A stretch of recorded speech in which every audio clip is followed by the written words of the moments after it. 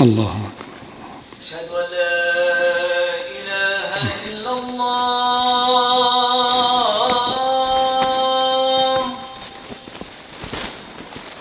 أشهد أن لا إله إلا الله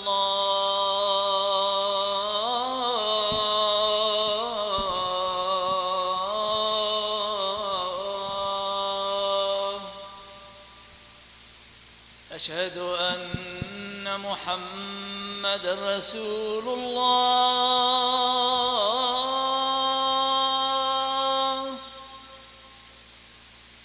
أشهد أن محمد رسول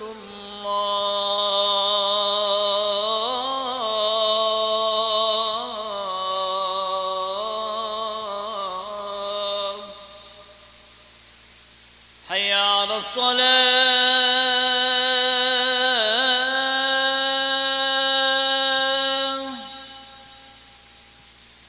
حي على الصلاة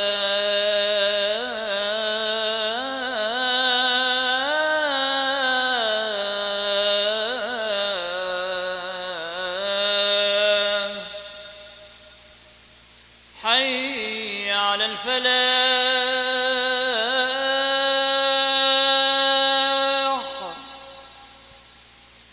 حي على الفلاح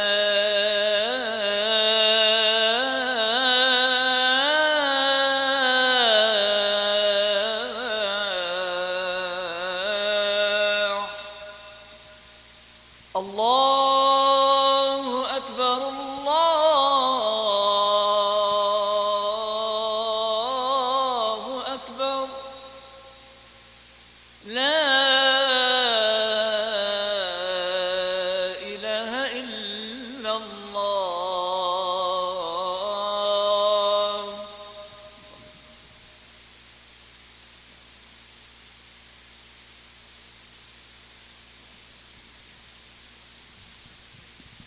الحمد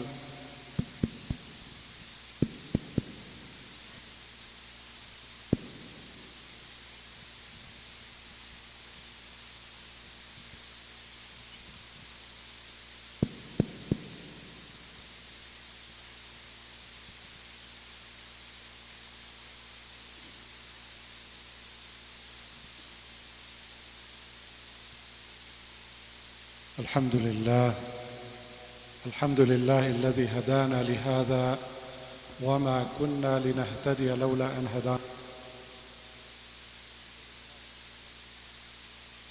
به ونستهديه ونستغفره ونعوذ بالله من شرور أنفسنا ومن سيئات أعمالنا من يهده الله فلا مضل له ومن يضلله فلا هادي له ولن تجد له وليا مرشدا ونشهد أن لا إله إلا الله وحده لا شريك له ونشهد أن محمدًا عبده ورسوله أرسله بالهدى ودين الحق ليظهره على الدين كله ولو كره المشركون نشهد أنه أدى الأمانة وبلغ الرسالة ونصح الأمة وكشف الغمة وتركنا على محجة بيضاء ليلها كنهارها لا يزيغ عنها إلا هالك صلى الله تبارك وتعالى عليه وعلى آله وأصحابه وأزواجه ومن اقتدى بسنته إلى يوم الدين أما بعد عباد الله أوصيكم بتقوى الله العظيم وأحثكم على طاعته وأحذركم ونفسي الخاطئة وبال عصيانه ومخالفة أمره وأستفتح بالذي هو خير يقول عز وجل يا أيها الذين آمنوا اتقوا الله حق تقاته ولا تموتن إلا وأنتم مسلمون ويقول الله تبارك وتعالى أرأيت الذي يكذب بالدين فذلك الذي يدع اليتيم ولا يحض على طعام المسكين فويل للمصلين الذين هم عن صلاتهم ساهون الذين هم يراءون ويمنعون الماعون Alhamdulillah, all the praise is to Allah subhanahu wa ta'ala, the creator, the sustainer, the provider of all of his creation. And may the peace and blessings of Allah be on all of his prophets, from Adam to Muhammad alayhi salatu wassalam. I bear witness there is no God but Allah, and I bear witness that Muhammad is the messenger of Allah and his final prophet. Allah subhanahu wa ta'ala gave us reminders in the Quran of genocide that happened in the past. In the year 520, about 50 years before the birth of the Prophet sallallahu alaihi wasallam, and in the area of Najran in northern Yemen, a very horrific incident happened where Dhu Nuwas was the king of Himyar, and he had converted to Judaism. And he decided to kill all the Christians in his land. So this is 50 years before the Prophet Muhammad was born, in the year 520. He gave them an ultimatum: either you convert to my religion or you will all die. And they refused. So he dug the trench, a big trench that still exists today. You can visit it and see it. And he started a huge fire in it, and he started testing the people. You want to change and convert? No? Throw them in the fire. The Prophet ﷺ told us a long hadith about it, how this king had an old magician, and the magician was about to die, and he asked the king to give him a young boy to train to be his successor. You know the rest of the story. But the emphasis here is on the capacity of a human being, of a person, to dehumanize others for whatever reason. In this case, it was a Jewish king against a Christian community. And he burned in that huge trench in the fire over 25,000 people. So that was one of the early genocides. Allah subhanahu wa ta'ala mentioned it in the Quran in Surah Al-Buruj,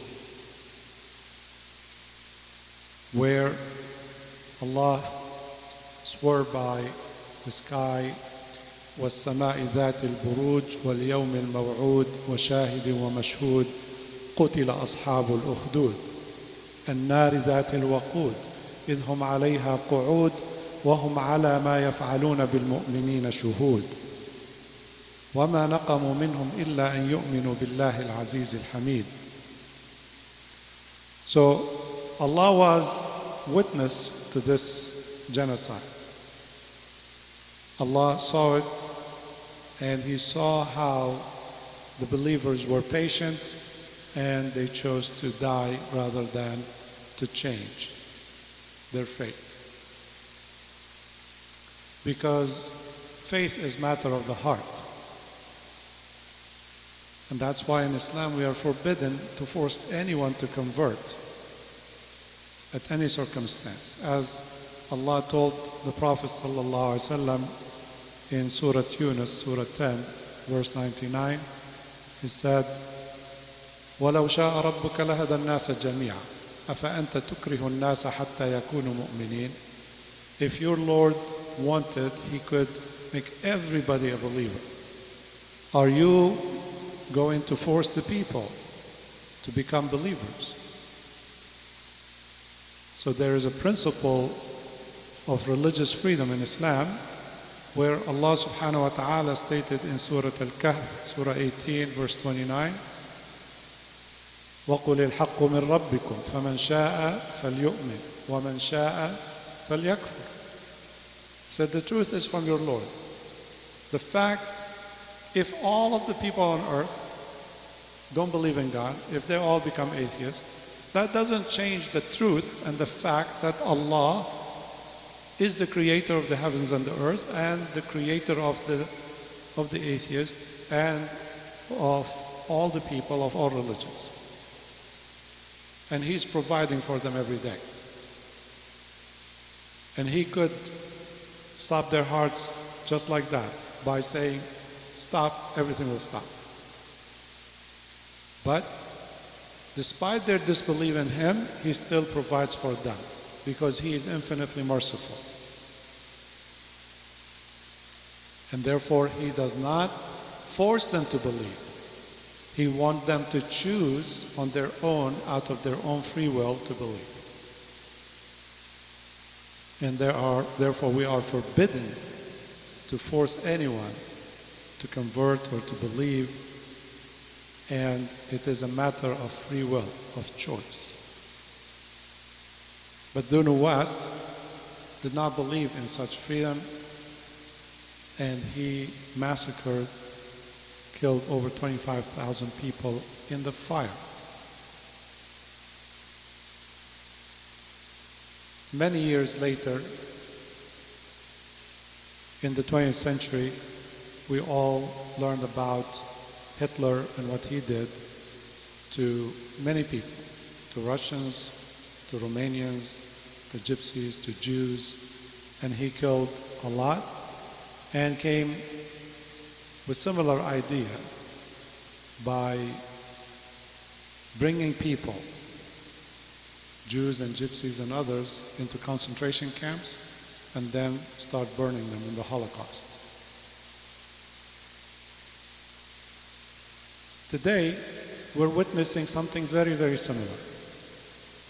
Despite the denial of Hitler and his people that they were committing genocide or Holocaust, and despite the denial today of the Israeli military that they are also committing genocide, but the International Court of Justice has spoken that this is genocide. And many governments around the world have acknowledged the fact that this is genocide. And all humanitarian organizations have spoken that this is clear genocide. It's being done in the 21st century, live in front of our eyes, while all politicians know it, when the United Nations General Assembly know it, and when the General Secretary of the United Nations, Guterres, is clearly saying this is what's happening, that women and children are being slaughtered. And for 21 months now, they have not moved a finger to stop it. And now the campaign of starvation, cutting off food and water, fuel and medicine, and every ingredient necessary for life, on top of bombing them from the sky and land and sea, the whole world is still watching. There is the guilty world of non-Muslims, and there is the double guilty world of Muslims who are surrounding them. All these Muslim nations that are few kilometers away, who can enter with as much food and water and medicine as they need to save the lives of over 2 million people, nobody has done anything. Egypt has closed the border for 21 months. And same with the others around it. They all, from a distance, while sitting in their presidential and royal palaces, talk about, oh, there is a genocide going on, oh, there is a problem, the war should stop, but they haven't moved a finger to stop the war. They have standing armies, but they didn't go to defend their brothers and sisters. They have no problem eating and filling their bellies to the fullest and going to sleep while their brothers and sisters, their women and kids, are starving to death. And they see it and they know it. Rasulullah sallallahu alayhi wa sallam said, Wallahi la yu'min, Wallahi la yu'min, Wallahi la yu'min. 3 times they say, by Allah, he's not a believer, doesn't believe. Despite his claim that I'm a believer, I'm a Muslim. Rasulullah sallallahu alayhi wa sallam, no. He is rejecting that claim. He says, he's not a believer, he's not a believer, he's not a believer. By Allah, he's not a believer. They said, who, Ya Rasulullah? He said, من بات شبعان وجاره جائع وهو يعلم. The one who goes to sleep and he is full, and his neighbor is hungry and he knows that. So there is no iman if you know that your neighbor is hungry and you are full and you go to sleep and it's no problem. And in this hadith, he didn't say his Muslim neighbor, any neighbor. He could be Christian or atheist or anything, anyone. Where the Prophet told us the story of Ibrahim alayhi salam, the great prophet, that he used to invite a person to Islam for a very long time. And that person was arrogant, refused to believe. And one day, on a very cold and stormy, rainy night, Ibrahim heard a knock on his door. He opened the door, he found that man. He said, I need help. Can you let me in? He said, you who disbelieve in God, who rejected my pleas for so long, I'm sorry. He shut the door in his face. Instantly, Allah sent the angel Jibreel. And the angel Jibreel said, Allah is very displeased with what you did. Said, Allah created this man and provided for him for so many years. Allah could have taken him if he wanted. But he has taken care of him and provided for him all these years, despite his disbelief. And on the day or the night that he came to you, on this very cold night and rainy night, to ask for help, you rejected him. That's not the act of a believer. So Ibrahim opened the door and went out in the rain, in the dark, searching for the man, and brought him in, warmed him up, brought him food. That man was shocked with the change of treatment. And Ibrahim kept taking care of him like he's his best guest. The man said, what happened? Why all of a sudden you flipped? He said, عاتبني فيك ربي. My Lord chastised me because of you. He said, your Lord can see me and knows that I need help? He said, yes, he created you and has been providing for you all these years. And now I made a mistake by not taking care of you like he does. And that's where the man changed and accepted Islam.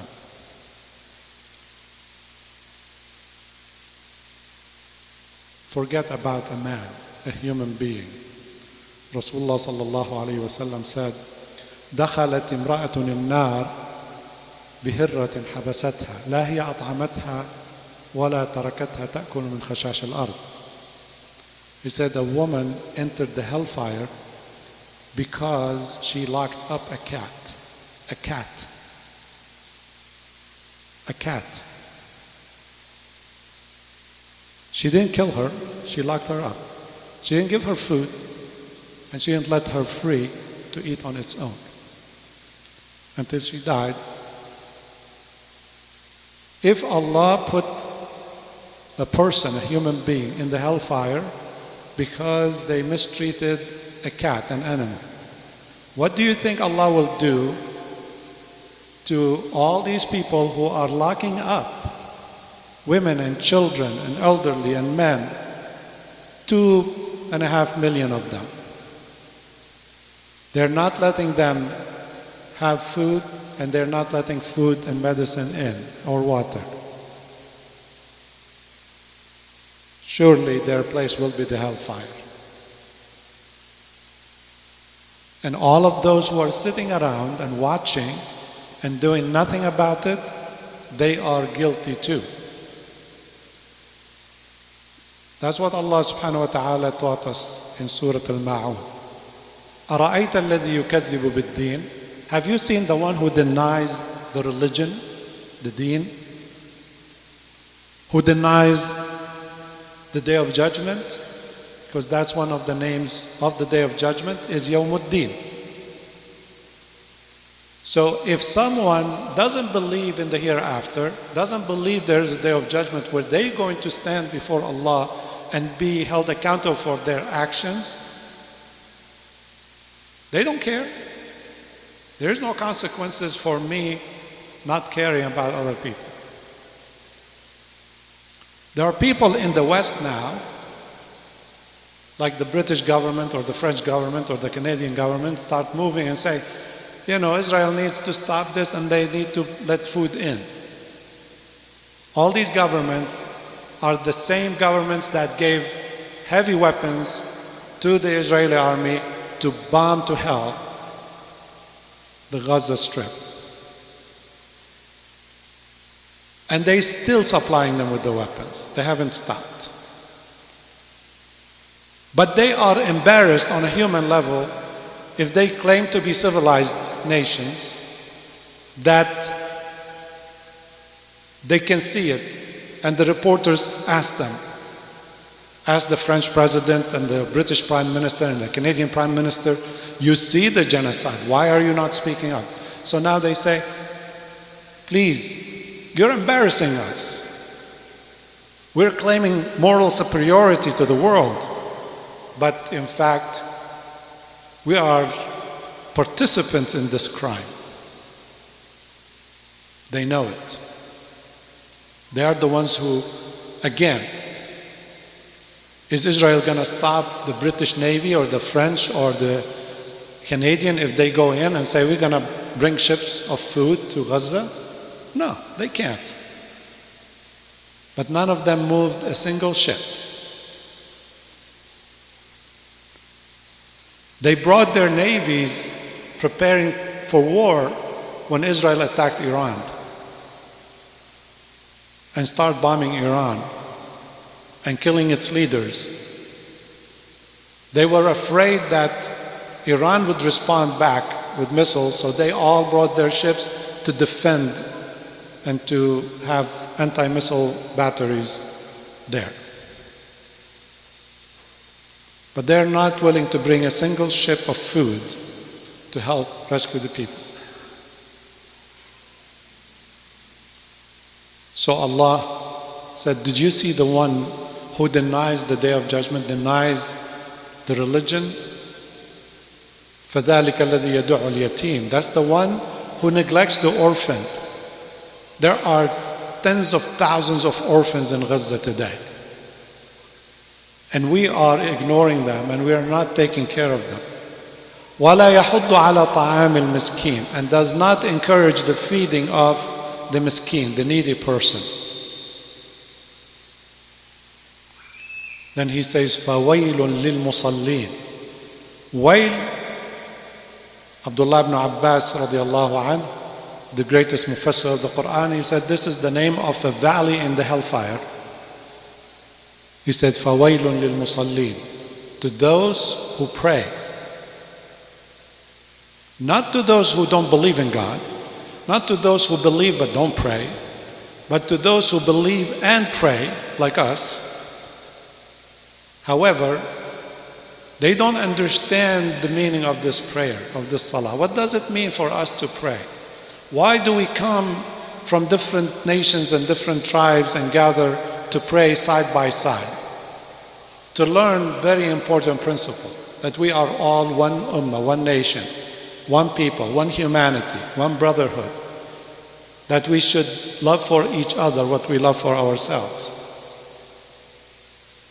And if the prayer is not teaching us that, then we don't benefit from this prayer. This prayer is meaningless, useless. We can pray at home individually.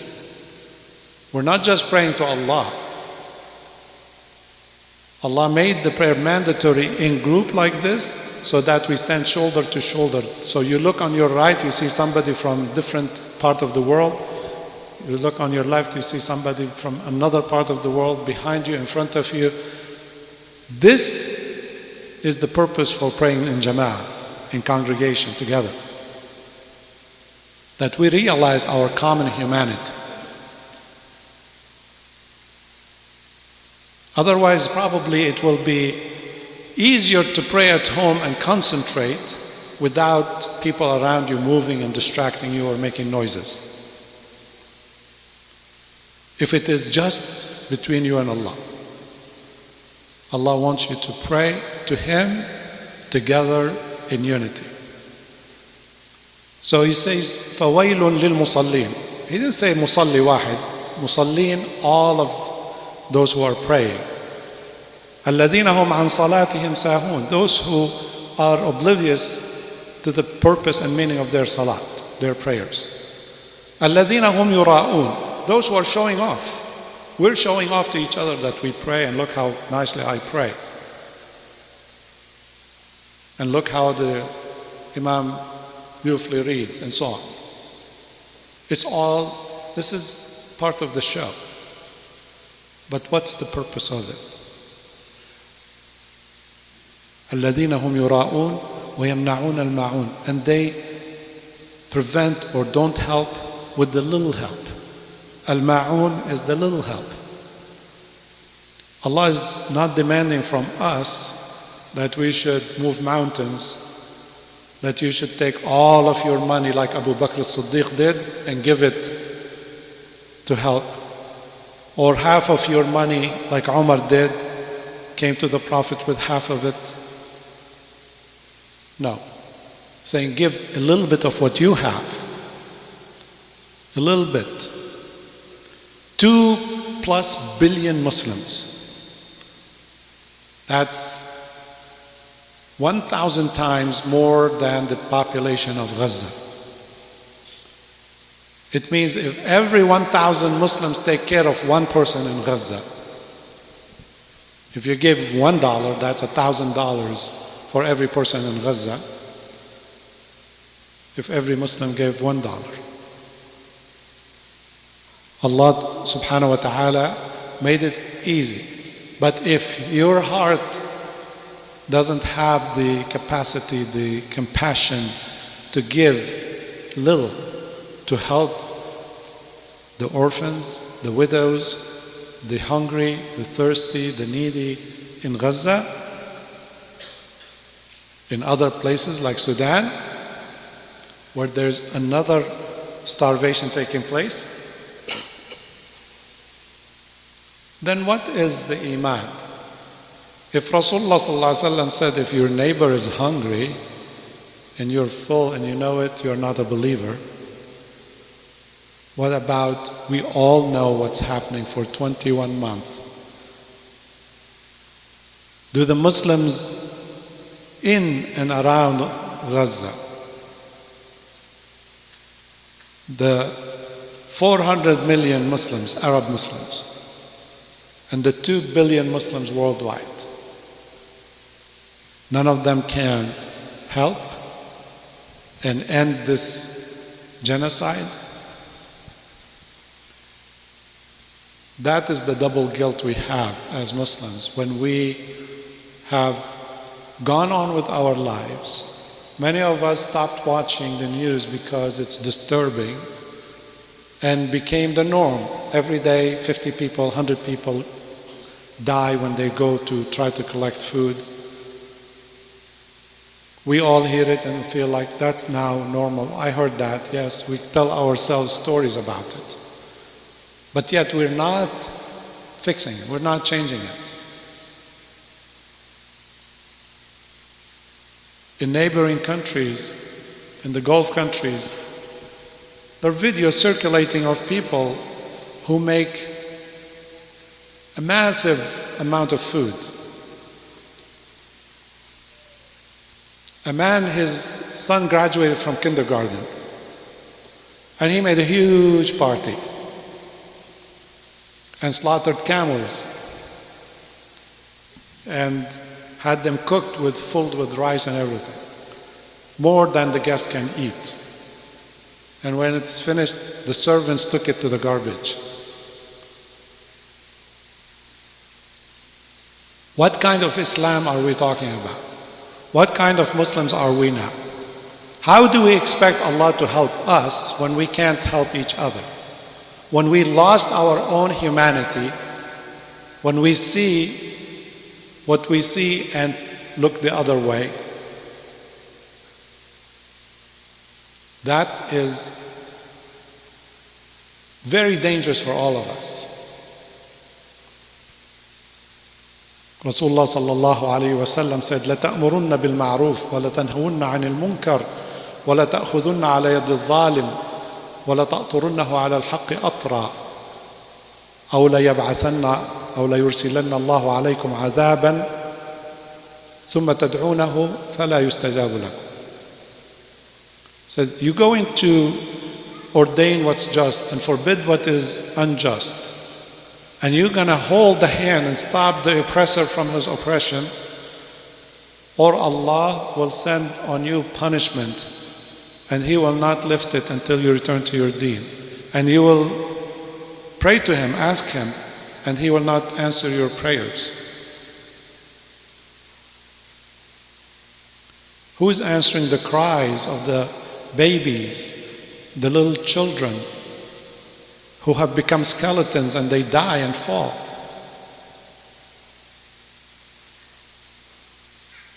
While we have no problem putting together a wedding and spending $100,000 on it in one night, just to show off.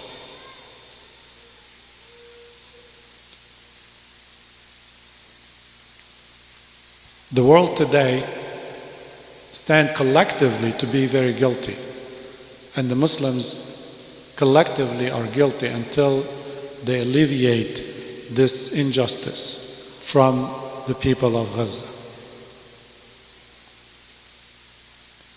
What's interesting, yesterday, about 1,000 rabbis, Jewish rabbis,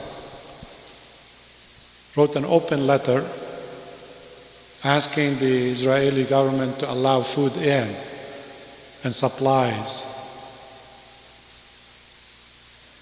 They support the war against Hamas. They support Israel financially, politically, and everything. But even them, their conscience can't handle anymore what they know and what they're seeing.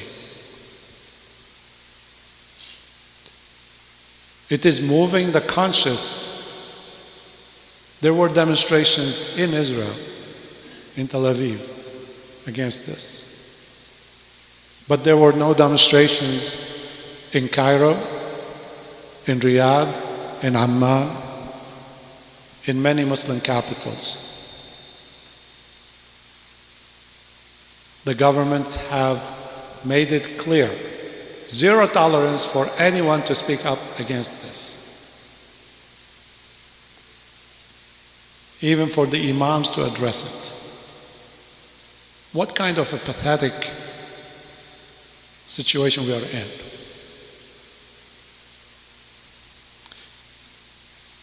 Allah subhanahu wa ta'ala is not impressed by how many rak'at we do and how many prayers we make.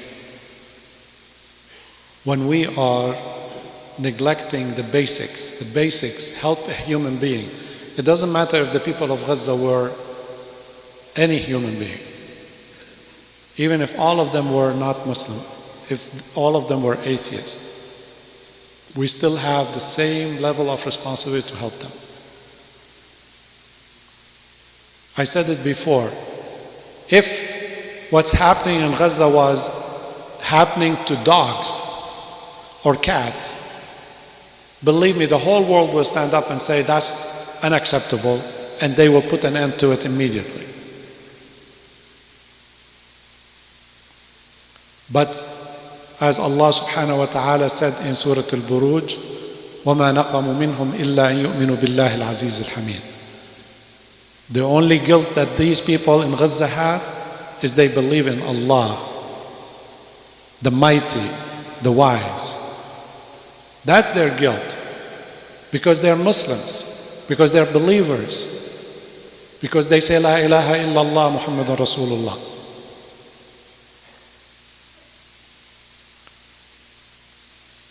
That's why there's no problem in the West against slaughtering them. Some American leaders said, drop a nuclear bomb on them, finish them. Why? Because they are believers.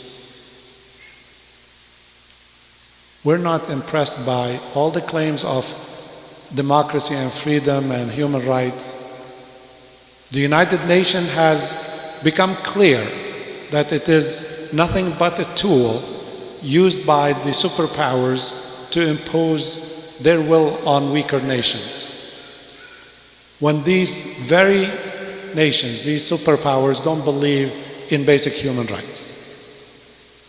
They believe it for themselves, but not for others, not for people of Gaza, not for other people. These institutions are useless, pointless, and they need to dissolve. They need to end. Because they're giving false hope to humanity that we have world institutions that's supposed to take care of things. Over the last 7+ decades, since they were created, 8 decades, the United Nations didn't stop the war in Vietnam, or the war in Iraq, or the war in Somalia, or the war in Syria, or the war in Libya, or the war in Ukraine, or the war in Korea. Their job is stand there, issue a statement, and condemn. That's it. 77 years ago, that same body, that same Security Council, they said there is a state called Palestine. They partitioned the land of Palestine into 2 states, gave the Jewish immigrants from Russia and Poland and Europe who were running from the Holocaust, gave them land that doesn't belong to them, and took the population of Palestine and squeezed it in a smaller area and said, we will give you that as a state of Palestine. But until today, they haven't implemented that. They haven't recognized that. And now when France, England, and Canada said, we will, in September, recognize the state of Palestine, what's left of state of Palestine? Nothing. The settlements have taken all over the area. There's no state left.